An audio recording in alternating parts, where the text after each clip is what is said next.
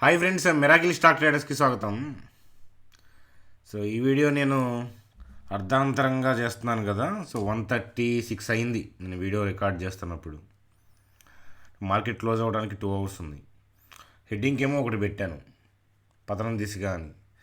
Market ఏమో పైకి వెళ్తున్నట్లు కనిపిస్తుంది కదా. అసలు ఏం జరుగుతుంది?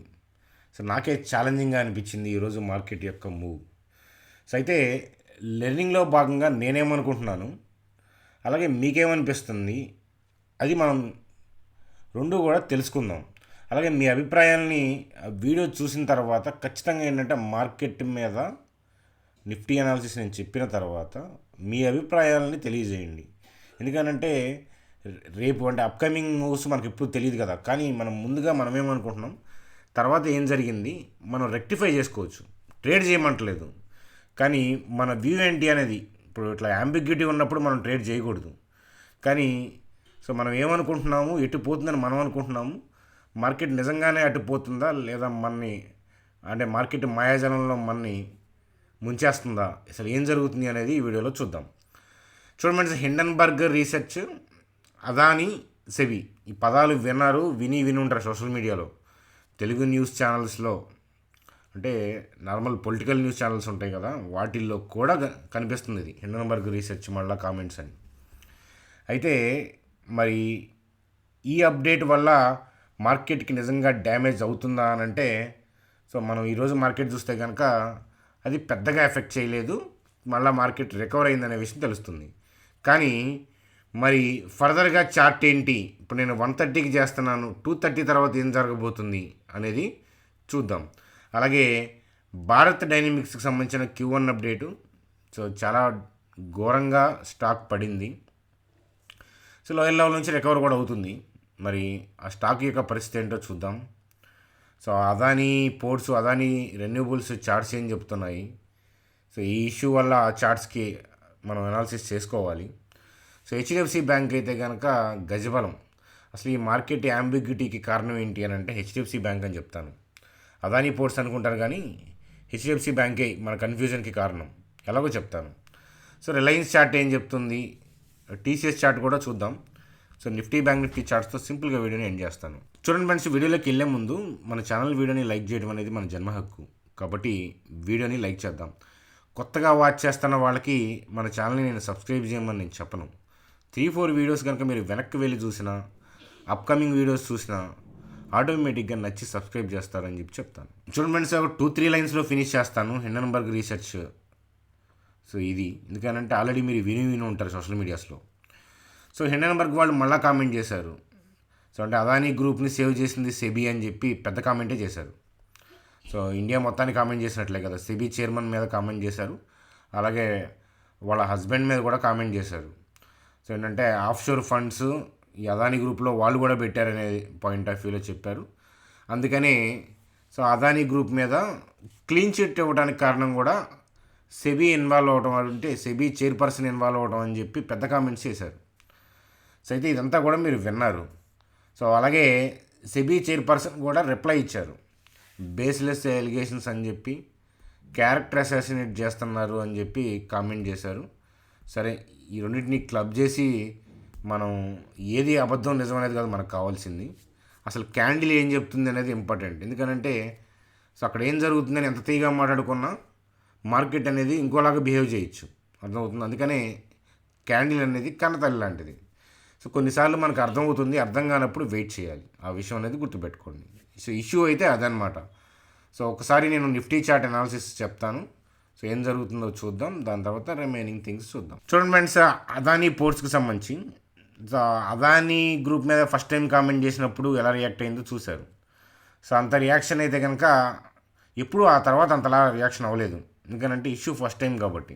ఇది ఆల్మోస్ట్ 3rd టైమో 4th టైమో కామెంట్ చేస్తున్నారు. సో అయితే ఏంటంటే గ్లోబల్ క్యూస్ బాగానే ఉన్నాయి, గిఫ్ట్ నిఫ్టీ మంచిగానే ఉంది, అందువల్ల గ్యాప్ డౌన్ అవుతాయి అని చెప్పి most of the people expect చేయలేదు, నేను కూడా ఎక్స్పెక్ట్ చేయలేదు, కానీ గ్యాప్ డౌన్ అయింది. సరే, అదానీ మీద ఎంతో కొంత కామెంట్ చేశారు కదా అని గ్యాప్ డౌన్ అయింది అనుకుంటే, రిలయన్స్, టీసీఎస్ ఇట్లాంటివి కూడా డౌన్లో ఓపెన్ అయ్యాయి. సో అట్లాగే ఏంటంటే ఓపెన్ అయిన తర్వాత మనం ఇనీషియల్ మూమెంట్స్ చూస్తే, సో ఓపెన్ అయిన తర్వాత జర్రని కిందకి వెళ్ళింది, పైకి వచ్చింది. వోల్టాలిటీ అనేది ఉంది. ఆ వోల్టాలిటీ సహజం, కానీ వాళ్ళ హిట్టింగ్ చాలాసేపు అంటే మనం చూస్తే కనుక అంటే 945 దాటిన తర్వాత కూడా చూస్తే కిందకి వెళ్తున్నారు అనే పాయింట్ ఆఫ్ వ్యూలోనే డైరెక్షన్ ఉంది. సో అది కన్ఫ్యూజన్కి గురి చేసిందనమాట. సో కానీ దాని తర్వాత ఏంటంటే మళ్ళీ వోల్టాలిటీ అనేది హెవీగా క్రియేట్ అయ్యింది. సో ముందుగా నిఫ్టీని చూద్దాం. సో అదానీ పోర్ట్లో ఉన్న ఇష్యూ వల్ల నిఫ్టీలో కాస్త అలజడి అయితే వచ్చింది అనేది చెప్పచ్చు. సో నిఫ్టీ గురించి చూద్దాం. చూడండి ఫ్రెండ్స్, నిఫ్టీ చార్ట్ గురించి.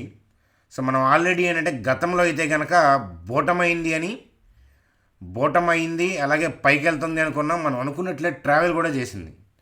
సో అలాగే ఈరోజు గ్యాప్ డౌన్ అయ్యి దాని తర్వాత మూమెంట్ నచ్చక సో నా వ్యూ అనేది 24,250 దగ్గర క్లోజ్ చేసుకున్నాను. అంటే 24,150 దగ్గర నా వ్యూ అనేది అంటే పైకి వెళ్తుందనే వ్యూ ఏదైతే ఉందో అది 250 దగ్గర క్లోజ్ చేసుకున్నాం. అంటే లెర్నింగ్లో ఒక 100 పాయింట్స్ అనేది మనం లెర్నింగ్ పాయింట్ ఆఫ్ వ్యూలో చూడగలిగాం. సో అయితే ఏంటంటే దాని తర్వాత 24,000 ఒక్కసారి నేను మెసేజ్ చూపిస్తాను చూడండి ఫ్రెండ్స్. దాని తర్వాత 24,295 అంటే 24,300 అరౌండ్ ఉన్నప్పుడు సో నేను down side view single point of వ్యూలో అలాగే ఇంట్రాడే పాయింట్ ఆఫ్ వ్యూలో రెండిట్లో కూడా డౌన్ సైడ్ వ్యూ అనేది మీకు ప్రజెంట్ చేయడం అనేది జరిగింది. ఎందుకంటే అప్పటికున్న మూమెంట్కి అది కరెక్టే అనే పాయింట్ ఆఫ్ వ్యూలో డౌన్కి వెళ్తుందని, బ్రాడ్ వ్యూ కిందకి మారింది అనే పాయింట్ ఆఫ్ వ్యూలో నేను అనుకున్నాను. సో అంత సడన్గా ఏంటబ్బా అనుకున్నా కానీ మైట్ బి ఏంటంటే సెబీ ఎంటైర్ మీద అంటే ఒక స్టాక్ మీద కామెంట్ చేస్తే వేరు, సెబీ మీద కామెంట్ చేశారంటే కంట్రీ మీద ఎఫ్ఐఎస్ ఏమైనా నెగిటివ్గా మారారా అన్నట్లు నాకు అనిపించింది. ఆ మూమెంట్కి అలా అనిపించింది. సో మరి ఇప్పుడేముంది ఒపీనియన్ అనేది అది కూడా షేర్ చేస్తాను చూడండి. సో అయితే నా వ్యూ ఏదైతే రీసెంట్గా ఉన్న వ్యూస్ మనం ఎంత వోల్టాలిటీలో ఎంతో కొంత ఏంటంటే మంచిగానే లెర్న్ చేయగలిగాము. కానీ ఈరోజు ఏంటంటే స్వింగ్ వ్యూ అలాగే ఇంట్రాడే వ్యూ రెండిట్లో కూడా ఏంటంటే సో నేను అక్కడ ఉన్న మూమెంట్కి వోల్టాలిటీకి భయపడి సో మనం లెర్నింగ్ పాయింట్ ఆఫ్ వ్యూలో ఎక్కువ నష్టపోతామేమో, సరిగ్గా నేర్చుకోలేమేమో, టెన్షన్ పడతామేమో అనే పాయింట్ ఆఫ్ వ్యూలో నేను ఆ వ్యూస్ రెండింటిని క్లోజ్ చేయడం అనేది జరిగింది. సరే ఇంట్రాడే వ్యూ అంటే మనకు అనుకున్నట్టు వెళ్ళలేదు. స్వింగ్ వ్యూ పాయింట్ ఆఫ్ వ్యూలో కూడా మిడిల్ డ్రాప్ అవ్వాల్సి వచ్చింది అనమాట. ఎందుకనంటే ఈ హెవీ వోల్టాలిటీ. మరి నిఫ్టీ మీద నాకున్న ప్రజెంట్ వ్యూ ఏంటనేది మీకు చూడండి ఫ్రెండ్స్. నిఫ్టీ మీద ప్రజెంట్ వ్యూ చూసే ముందు హెచ్డిఎఫ్సి బ్యాంక్ యొక్క వ్యూ చూద్దాం. చూడండి ఫ్రెండ్స్, హెచ్డిఎఫ్సి బ్యాంక్లో అయితే కనుక స్ట్రాంగ్ బయింగ్ జరుగుతుంది. సో దీని అంతటికీ కారణం ఇదే, అదానీ అయితే కాదు. ఎందుకనంటే చూడండి friends, morning Adani ports down ట్రెండే చూపించింది, రిలయన్స్ చూపించింది, టీసీఎస్ చూపించింది, ఐసిఐసిఐ బ్యాంక్ కూడా చూపించింది. కానీ హెచ్డిఎఫ్సి బ్యాంక్లో ఇంతలా అపోజ్ చేస్తే ర్యాలీ వస్తుంది. చూడండి ఫ్రెండ్స్, ఇక్కడ ఏమైందంటే ఇంట్లో నలుగురు ఉన్నారనుకోండి, ఫాదర్ ఇన్కమ్ బాగా ఎక్కువ. సపోజ్ మంత్లీ ఒక 2 lakhs తనకి ఇన్కమ్ ఉంది. రిమైనింగ్ పీపుల్కి ఏమో 50,000, ఒకరికి 30,000, సో ఒకరికేమో 70,000 అట్లా ఉంది. సో మిగతా వాళ్ళంతా ఒకలాగా మాట్లాడుతున్నారు. అలాగే అంటే మిగతా వాళ్ళంతా ఇన్కమ్కి ఏమో ఎఫెక్ట్ పడింది ఈ మంత్, కానీ ఫాదర్ ఇన్కమ్ ఏమో పెరిగింది. ఫాదర్కి 2 lakhs కన్నా పైన వస్తుంది, మిగతా వాళ్ళ ఇన్కమ్ ఏమో సో శాలరీ రాలేదనుకుందాం ఈ మంత్. సో మేజర్ వాటా ఉంది ఫాదర్ది, కానీ మిగిలిన వాళ్ళందరికీ కూడా మంచిగానే వెయిట్స్ ఉన్నాయి కదా. కానీ అపోజ్ చేస్తున్నారు, ఈ 3 members ఒకవైపు అపోజ్ చేస్తున్నారు, బలంగా ఉన్న హెచ్డిఎఫ్సి బ్యాంక్ ఒకవైపు అపోజ్ చేస్తుంది అనమాట. సో అంటే వీళ్ళకి అపోజ్ చేస్తుంది. సో అందువల్ల ఏంటంటే ఈ వోల్టాలిటీ అనేది అనిపిస్తుంది. ఇంతకీ హెచ్డిఎఫ్సి బ్యాంక్లో ఎందుకని ఇంత వోల్టాలిటీ అంటే రేపు 3:30కి ఒక అప్డేట్ వస్తుందన్నమాట. అంటే హెచ్డిఎఫ్సి బ్యాంక్కి సంబంధించిన ఎంసీఐ ఇండెక్స్ అంటే గ్లోబల్ ఇండెక్స్. అది గ్లోబల్ ఇండెక్స్లో హెచ్డిఎఫ్సి బ్యాంక్ యొక్క వెయిటేజ్ అనేది పెరగబోతుందని. సో ఆ వెయిటేజ్ పెరిగితే అదేంటంటే ఇన్ఫ్లోస్ పెరుగుతాయి, ఫారెన్ ఇన్స్టిట్యూషన్ నుంచి ఎక్కువ ఇన్ఫ్లోస్ హెచ్డిఎఫ్సి బ్యాంక్ పెరుగుతాయి. ఆ న్యూస్ అప్డేట్ వచ్చే ముందు నుంచే కొంటున్నారు వాళ్ళు. ఎందుకనంటే వాళ్ళకి హెచ్డిఎఫ్సి బ్యాంక్ ముందు నుంచి ఐడియా ఉంది కదా, అంటే ఇన్స్టిట్యూషనల్ ప్లేయర్స్కి ముందు నుంచి ఐడియా ఉంది కాబట్టి ముందు నుంచే కొంటున్నారు. రేపు అప్డేట్ వచ్చిన తర్వాత వాళ్ళు ప్రాఫిట్ బుకింగ్ చేసుకోవచ్చు. అర్థమవుతుందా? ఆ గుడ్ న్యూస్ వచ్చేటప్పటికి వాళ్ళు ప్రాఫిట్ బుకింగ్ కూడా చేసుకోవచ్చు. మనం ఏంటంటే ఆ న్యూస్ అప్డేట్ వచ్చిన తర్వాత అప్పుడు మనం డెసిషన్ తీసుకుందాం అనుకుంటాం, కానీ ఆల్రెడీ ఏంటంటే బయింగ్ జరుగుతుంది. సో ఎలాంటి అప్డేట్ వచ్చినా వాళ్ళు సేఫ్ అవుతారు, ఎందుకంటే వాళ్ళు ప్రాఫిట్ బుకింగ్ హైయర్ లెవెల్లోనే చేసుకుంటారు కదా. పాజిటివ్ న్యూస్ అప్డేట్ అయినా కొంత బుక్ చేసుకుంటారు అనమాట అది. సో కాబట్టి ఆల్రెడీ న్యూస్ తాలూకా అవుటింగ్ వచ్చేలోపే బయింగ్ అనేది జరుగుతుంది. జనరల్గా స్టాక్ మార్కెట్లో అదే జరుగుతుంది. మనమేమో ఈవెంట్ కోసం వెయిట్ చేస్తాం ఎంఎస్సిఐ ఇండెక్స్లో రేపు అని, కానీ దానికి ముందే పాజిటివ్గానే రియాక్ట్ అవుతుంది. అంటే మేబీ పాజిటివ్గానే అప్డేట్ వస్తుంది, కానీ ఆ పాజిటివ్గా అప్డేట్ వచ్చిన తర్వాత టెంపరీగా స్ట్రక్అప్ అవ్వచ్చు హెచ్డిఎఫ్సి బ్యాంక్. అర్థమవుతుందా? స్ట్రక్అప్ అయినా అవ్వకపోయినా వాళ్ళకి బెనిఫిట్, ఎందుకంటే లోయర్ లెవెల్ నుంచే వాళ్ళు కొన్నారు కాబట్టి. అది రేపు ఆ ఈవెంట్ తర్వాత డెసిషన్ తీసుకుందాం అనుకునే వాళ్ళకి ఏం బెనిఫిట్ అనేది ఉండకపోవచ్చు. అదనమాట హెచ్డిఎఫ్సి బ్యాంక్ అపోజ్ చేస్తుంది. ఆ విషయం చూడండి సార్. నిఫ్టీ గురించి చూసే ముందు యాక్చువల్గా వర్రీ ఏంటంటే డౌన్ ట్రెండ్ అని కన్ఫర్మేషన్ చేయడానికి కారణం ఏంటంటే రిలయన్స్. సో రిలయన్స్ అయితే కనుక chart still I'm saying it is looking for down side. So అది ఎటుపోతుంది అనేది మైట్ బి, ఒకవేళ పైకి వెళ్తే ఇక్కడ నుంచి టకటక పైకి వెళ్తే నా వ్యూ పోయిందని ఒప్పేసుకుంటాను. కానీ రిలయన్స్ అయితే కనుక still I'm saying it is looking for a down side అని మాత్రం చెప్తాను. అర్థమవుతుందా? క్యాండిల్ అనేది ఏంటంటే, సో షార్ట్స్ కొంత బై చేశారు, బైకి వెళ్దాం అనుకున్నారు. ఎందుకనే మనం చెప్పలేము. ఎక్స్టర్నల్ న్యూసా, ఎఫ్ఐఎస్ హెవీగా సెల్ ఆఫ్ చేస్తున్నారా హిండెన్బర్గ్ వల్ల, ఏదైనా కానీ డౌన్కి వెళ్దాం అనుకున్నప్పుడే ఇన్స్టిట్యూషనల్ ప్లేయర్స్, సో వాళ్ళు ఏదైనా కాజ్ దొరికింది అనుకోండి, ఎందుకు సెల్ చేస్తున్నాం అని చెప్పొచ్చు. ఇప్పుడు హిండెన్బర్గ్ వాళ్ళు చేసింది రైటా రాంగా తెలియదు, ఆ అనిశ్చిత వల్ల మేము సెల్ ఆఫ్ చేసామని సెబీకి చెప్పచ్చు. సో అది కారణం కావచ్చు, ఎందుకైనా మంచిది కావచ్చు. మార్కెట్ ఆల్రెడీ హైలో ఉంది కదా. సో ఏదైనా కానీ సో వాళ్ళు ఏంటంటే సెల్ చేసే ఉద్దేశంలో ఉన్నారు, ఆ విషయం అర్థమవుతుంది. మేబీ నిఫ్టీలో కూడా ఆ కైండ్ ఆఫ్ థింగ్ అనేది మనం చూడొచ్చు, మేబీ రేపు లేదా కమింగ్ డేస్లో చూడొచ్చు. సో హార్డ్లీ ఏంటంటే ఇక్కడ దాకా వెళ్ళేసి తిరిగేసి వచ్చేస్తారు అనుకుంటున్నాను. ఒకవేళ వెళ్ళినా 24,600 అట్లా వెళ్ళేసేసి తిరిగేసి వస్తారనుకుంటున్నాను. మీకు ఆల్రెడీ తెలుసు, మనం ఎక్స్ప్లెయిన్ చేస్తున్నాను కదా, ఈవినింగ్ వీడియోలో ఎక్స్ప్లెయిన్ చేస్తాను. సో ఇవన్నీ కూడా సెల్ ఆర్డర్స్ ఉన్నాయి. మీకు ఆల్రెడీ చాణక్యాలో ఎక్స్ప్లెయిన్ చేశాను, ఈవినింగ్ ఎక్స్ప్లెయిన్ చేస్తాను కొత్త వాళ్ళకి. అర్థమవుతుందా? సో అలా వెళ్ళినా కూడా తిరిగేసి వస్తారని అనుకుంటున్నాను. సో ఒకవేళ ఈరోజే మనకి 230 నుంచి సెల్ ఆఫ్ కనిపించినా ఆశ్చర్యం లేదు. కాకపోతే అంత హ్యూజ్ సెల్ ఆఫ్ రాకపోవచ్చు, ఎందుకంటే హెచ్డిఎఫ్సి బ్యాంక్లో మాత్రం ర్యాలీ అనేది కంటిన్యూ అయ్యే అవకాశాలు కనిపిస్తున్నాయి. అదనమాట కదా. సో అందుకని ఇలాంటి అనిశ్చితలో ఎందుకు అని పాయింట్ ఆఫ్ వ్యూలో కాస్త ఆగితే డైరెక్షన్ క్లియర్ కట్గా ఉంటుంది అనే పాయింట్ ఆఫ్ వ్యూలో ఉన్నాను. నా వ్యూ ఏంటి అని అంటే, ఇది కాస్త ముందుకెళ్ళినా కూడా మళ్ళీ ఏంటంటే కిందకి వెళ్ళే అవకాశాలే కనిపిస్తున్నాయి నాకు. అది సో కాకపోతే ట్రేడ్ చేయడానికి సమయం అయితే ఖచ్చితంగా కాదని చెప్తాను, ఖచ్చితంగా కాదంటాను. So maybe by point of వ్యూలో చెప్పి ఇలా పైకి వెళ్తే మనం సంబరం పడచ్చేమో, కానీ నా ఆలోచన విధానం ఇప్పుడున్న పరిస్థితికి నేను ఆలోచిస్తున్నది కరెక్ట్ అని నేను అనుకుంటున్నాను. అంటే దూరంగా ఉండటం కరెక్టు, అలాగేంటంటే అంచనా వేయడం ప్రమాదం అనే పాయింట్ ఆఫ్ వ్యూలో ఉన్నాను. ఓవరాల్గా నా ఇంటెన్షన్ ఏంటంటే వాళ్ళు కిందకే వెళ్తున్నారనే విషయం అర్థమవుతుంది. సో ఓవరాల్గా నా వ్యూ చెప్పమంటే కనుక వాళ్ళు కిందకే వెళ్తారు. సో ఇలా కొద్దిగా పైకి వెళ్ళినా ఓవరాల్గా ఏంటంటే ఈ షార్ట్సే కదా మొత్తం ఈ కవర్ చేసి ఏంటంటే కిందకే వెళ్తారు. సో అందులో డౌట్ లేదు, అది సుస్పష్టం అనేది నేను అనుకుంటున్నాను.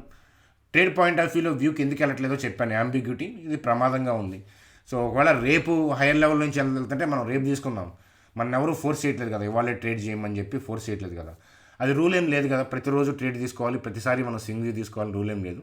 ఖాళీగా ఉండాల్సిన సందర్భాలు వస్తే అలాంటిదని నేను అనుకుంటున్నాను. మార్కెట్ ఓవరాల్గా ఏంటంటే డౌన్ ట్రెండ్కే వెళ్తుంది అని నేను బలంగా నమ్ముతున్నాను. అదే కనిపిస్తుంది నాకు స్టిల్. అర్థమవుతుందా? కాకపోతే ఆ మార్కెట్ వోల్టాలిటీ దృష్ట్యా ఏంటంటే మనం ఒకవేళ అనుకున్నట్లు జరగకపోతే హెవీగా మనం వ్యూని నష్టపోతామనే పాయింట్ ఆఫ్ వ్యూలో నేను నా వ్యూని కంటిన్యూ చేయట్లేదు అనమాట. అన్లెస్ అంటిల్ ఏంటంటే అది కిందకే వెళ్తుందని నేను అనుకుంటున్నాను. చూడండి సార్, నిఫ్టీ అనాలిసిస్ అయింది. రిమైనింగ్ అప్డేట్స్ మీరు వినే ముందు మీరు ఓవరాల్గా థింగ్స్ మీకేమనిపిస్తుంది, గ్లోబల్ థింగ్స్ని బేస్ చేసుకొని మీకు ఏదైనా టెక్నికల్ పాయింట్ ఆఫ్ వ్యూలో మీకేమనిపిస్తుంది కామెంట్ సెక్షన్లో కామెంట్ చేయండి. వెల్కమ్. ఓవరాల్గా ఆ కామెంట్ చేసిన తర్వాత కింద బ్రాడ్ వ్యూ అని డౌన్ అనుకుంటున్నారా, బ్రాడ్ వ్యూ అప్ అనుకుంటున్నారా, అది కామెంట్ చేయండి. అర్థమవుతుందా? అదనమాట. చూడండి sir, Bharat dynamics defence stock మీకు తెలుసు. సో అయితే తెగ్గొన్నారు. మీరు చూస్తుంటే లాస్ట్ 6 monthsలో ఎంతలా ర్యాలీ అయిందో స్టాకు పీఈ అనేది 80లో కూర్చుంది, పీఈజీ రేషియో 10లో కూర్చుంది. అంటే పీఈజీ రేషియో 10 ఉంది, పీఈజీ రేషియో 1 కన్నా తక్కువ ఉంటేనే రీజనబుల్. సరే 2 ఉందనుకున్నాం, మంచి కంపెనీ, మంచి కంపెనీ ఇన్ ద సెన్స్ ఇప్పుడు గవర్నమెంట్ అది స్పెండ్ చేస్తుంది కాబట్టి 2లోనూ కొన్నా, 3లో ఉన్నా నేను అగ్రెసివ్ కొన్నానంటే ఒక అర్థం ఉంది. 10లో ఉన్నా కూడా పీపుల్ ఇంకా దాన్ని ఫోకస్ చేస్తున్నారు అంటే ఆలోచించాలని చెప్తానమాట. చూడండి అంటే future earning growth coming 5 to 10 yearsలో ఎర్నింగ్ని కూడా కలిపి ఉంది స్టాక్లో. సో అందువల్ల ఏంటంటే మీకు సింగిల్ క్వార్టర్ డిప్ అవ్వగానే మీకు ఆ డిప్ కనిపిస్తుంది హెవీగా స్టాక్లో. చూడండి సింగిల్ క్వార్టర్లో చూస్తే ఇయర్ పాయింట్ ఆఫ్ వ్యూలో 36% డిక్లైన్ అయింది. అలాగే నెట్ ప్రాఫిట్ చూస్తే 83% డిక్లైన్ అయింది. సో క్వార్టర్ పాయింట్ ఆఫ్ వ్యూలో 78% డిక్లైన్ అయింది. గ్రాస్ ప్రాఫిట్ 73% డిక్లైన్ అయింది. సో చూడమని చెప్తాను ఒకసారి. అలాగే భారత్ డైనమిక్స్ స్టాక్ యొక్క special study view investment study view అనమాట. వాల్యుయేషన్స్ ఏంటి, ఎలా ఉన్నాయి, ఎక్కడ లక్ రేటు. సో నేనైతే ఆ స్టాక్ని ఏం చేస్తాను అనేది so evening Chanakya stock traders వీడియోలో నేను విపులంగా చెప్పే ప్రయత్నం అనేది చేస్తాను. కొంచెం నాకు త్రోట్ బాగలేదు, ఒకవేళ చేయకపోయినా కూడా నేను అప్కమింగ్ డేస్లో వీడియోస్ అనేది చేస్తాను. టెలిగ్రామ్ గ్రూప్లో అయితే కనుక అప్డేట్ మీకు అవైలబిలిటీ ఉంటాను ఈ వీక్, ఓకేనా, ఒకవేళ వీడియోస్ చేయకపోయినా కూడా. చూడండి ఫ్రెండ్స్, అదాని గ్రీన్ చార్ట్ చూస్తే సో లోయర్ లెవెల్లో ఓపెన్ అయ్యి సో పైకి వచ్చేసింది. సో ఇలా రావడానికి కారణం ఏంటంటే, చూడండి ఇంత గ్యాప్ డౌన్ ఓపెన్ అయిందంటే ఆ ఇష్యూ మీద వర్రీ అనేది ఇన్స్టిట్యూషనల్ ప్లేయర్స్కి ఉంది. సో మరి ఎందుకని ఇంతలా ర్యాలీ అయిపోయింది అని అంటే, చూడండి అందరూ ఒక సైడ్ ఉంటారు కదా. ఈరోజు అదాని పోర్ట్ని అయితే కనుక బై చేయడానికి అయితే ఎవరు సిద్ధపడరు కదా. సెల్ చేసినా చేయకపోయినా బై చేయడానికి అయితే సిద్ధపడరు కదా రీటైల్ పీపుల్. అందువల్ల సో ఓపెనింగ్ డౌన్ ఓపెన్ అయ్యేటప్పటికి మన రీటైల్ పీపుల్ ఏమో బై మోడ్లోకి వెళ్తారు. వాళ్ళకేమో ఆర్డర్లు దొరక్క పైకి వెళ్ళారనే విషయం నాకు అర్థమవుతుంది, ఓకేనా. సో అన్లెస్ అంటిల్ ఏంటంటే సో దీంట్లో కూడా కరెక్షన్ వచ్చే అవకాశాలు కనిపిస్తున్నాయి. హైయర్ లెవెల్లో మనకి ఇలా హెవీగానే సెల్ ఆఫ్ స్టార్ట్ చేశారని నాకు అనిపిస్తుంది. I might be wrong also, అర్థమవుతుంది. అంటే నా వ్యూని నేను కరెక్ట్ చేసుకోవట్లేదు, అక్కడ ఉన్న వ్యూని చెప్పే ప్రయత్నం చేస్తున్నాను. ఎందుకంటే అట్ ప్రెజెంట్ నాకు పొజిషన్ కూడా లేదు, ఆగమని మీకు కూడా చెప్పాను. చూడండి సార్, బ్యాంక్ నిఫ్టీ సో ఎగబడి పైకి వెళ్తూ ఉంది. సో మంచి జోష్లో ఉంది, 50,787. సో ఎందుకంటే హెచ్డిఎఫ్సి బ్యాంక్లో ఉన్న బలం అని చెప్పి చెప్తాను. సో కాబట్టి సో కాకపోతే ఎవ్రీ రైజ్లో మీరు ఇంటర్డేలో చూసుకుని ఎవ్రీ రైజ్లో కాస్త సెల్ ఆఫ్ అనేది ఖచ్చితంగా వస్తుంది. చూడండి ఫ్రెండ్స్, అది ఫ్రెండ్స్ మనకి వీడియో. సో ఓవరాల్గా బ్రాడ్ వ్యూ కోసం మనం రేపు వెయిట్ చేద్దాం, రేపు మార్కెట్ని కూడా చూద్దాం అని చెప్పి చెప్తాను అనమాట. అది థ్యాంక్ యూ ఫ్రెండ్స్.